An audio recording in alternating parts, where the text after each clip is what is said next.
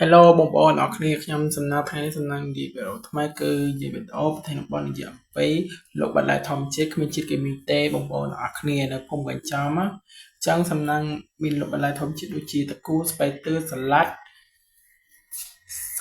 ស្បៃខាត់ណាស្បៃកញ្ញាញ់ហើយនៅតគួនលក់ដាច់ជាងគេបងប្អូន1គីឡូ5000រៀលបងប្អូនអរគ្នាដំណើរគឺសមរម្យមែនទែនបងប្អូននៅលើទីផ្សារនិយាយទៅលោកបន្លែធម្មជាតិគ្មានជាតិពីពេហើយក៏គ្មាននាំចូលពីប្រទេសណាដែរនិយាយទៅដាំខ្លួនឯងលក់ឲ្យបងប្អូនញ៉ាំដល់សុខភាពសុវត្ថិភាពទាំងអស់គ្នាបងប្អូនអរគ្នា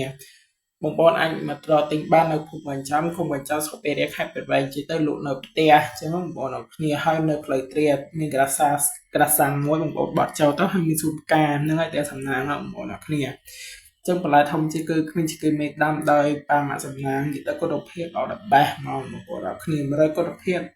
រយលើ100អញ្ចឹងបងប្អូនអរគ្នាជួយគ្រប់ត្រាមកជួយគ្រប់ត្រាបានច្រើនទៅបន្លែធម្មជាតិហ្នឹងរីករាលដាលហើយបងប្អូនចង់ទិញបងប្អូនអាចទិញតាមអនឡាញក៏បានឬក៏ Telegram 090 32 302អញ្ចឹងបងប្អូនអាចឆាត Telegram មកបងប្អូនអរគ្នាបើចង់បានបន្លែធម្មជាតិមានជាតិគីមីអញ្ចឹងបងប្អូនអរគ្នាហើយខ្ញុំលក់ចាប់ផ្ដើមពីឆ្នាំ2025ហ្នឹងទៅបងប្អូនអរគ្នាហើយបើស្រូវបានគីឡូតែ750ទេបងប្អូនមើលទៅគិតមិនទៅបងប្អូន750ខ្ញុំលក់អីចាញ់បងប្អូនអរគ្នាចឹងមិនតែលក់បន្លែធម្មជាតិទេនិយាយទៅបង្កើត brand មួយវាមិនមែនស្រួលទេបងប្អូនតើរបស់ហ្នឹងគុណភាពអត់ហើយលក់អីមិនថាលក់កាហ្វេមិនលក់ថាលក់គ្រឿងក្អមឬក៏លក់របស់ញ៉ាំអីក៏ដោយតើរបស់ហ្នឹងឆ្ងាញ់គុណភាពហើយបានលក់ដាច់អញ្ចឹងអាលក់បន្លែធម្មជាតិក៏ដូចតែគ្នាហើយបន្លែហ្នឹងគ្មានជាតិគីមីទេបងប្អូនអរគ្នាអញ្ចឹងបងប្អូនអ្នកអំពេញគេដឹងហើយញ៉ាំតែជាតិគីមីបន្លែនាំចូលអញ្ចឹង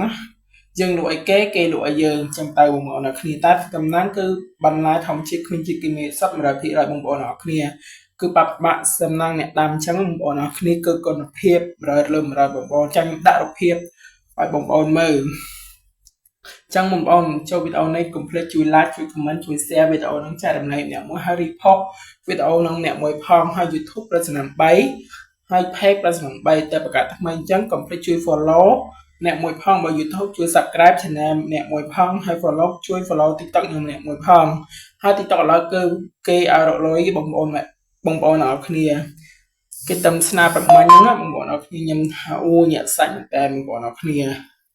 ជាទៅបន្លែធម្មជាតិគ្មានជាតិគីមីនឹងលក់នៅភូមិកញ្ចាំស្រុកពេរៀងខេត្តព្រៃវែងបងប្អូនអរគ្នា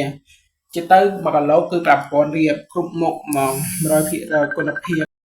ហើយបងប្អូនលោកបន្លែធម្មជាតិគ្មានជាតិគីមីហើយក៏គ្មានការនាំចូលដែរបងប្អូនគឺលក់នៅភូមិកញ្ចាំតែម្ដងអញ្ចឹងបងប្អូនអរគ្នាអញ្ចឹងវីដេអូនេះជិតដល់ទីបញ្ចប់ហើយកុំភ្លេចជួយ like ជួយ comment ជួយ share វីដេអូនេះចែករំលែកឲ្យវីដេអូនេះផ្ទុះមួយផងឲ្យបងប្អូនឃើញអញ្ចឹងណាមិនថានៅពេញមិនថានៅខេមមិនថានៅក្រុងក៏ដោយឬក៏សៀមរាបក៏ដោយអញ្ចឹងបងប្អូនជួយ repost ក្នុងវីដេអូនោះអ្នកមួយផងអរគុណបងប្អូនអរគ្នាជួបគ្នានៅវីដេអូក្រោយជម្រាបលាបងប្អូនអរគ្នាបាយបាយ